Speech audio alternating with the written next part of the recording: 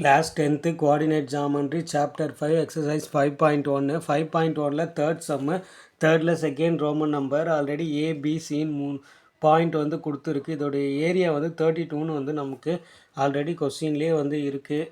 தேர்டில் first Roman நம்பர்லேயே பார்த்துட்டோம். இப்போ கிவனுடைய அந்த ஃபார்முலாவில் கொண்டு வந்து போட்டோம் அப்படின்னா x1 y1 x2 y2 x3 y3 எல்லாத்துலேயும் பாயிண்ட்டை வந்து ஃபஸ்ட்டு இருக்க நம்பரை எக்ஸ்னும் செகண்ட் இருக்க நம்பரை ஒய்னு தான் எடுப்போம். So first point 1, second point 2, third point வந்து 3.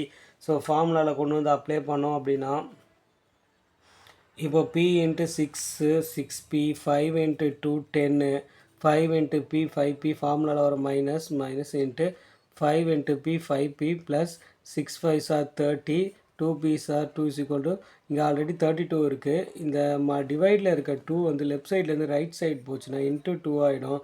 ஸோ 32 இன்ட்டு 2 64 ஆகிடும் நமக்கு.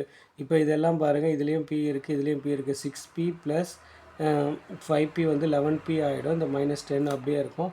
5p 2p 3p ஆகிடும். -30 ஆகிடும். இந்த மைனஸ் உள்ளே வந்ததுன்னா ஈக்குவல் டு 64 இருக்குது.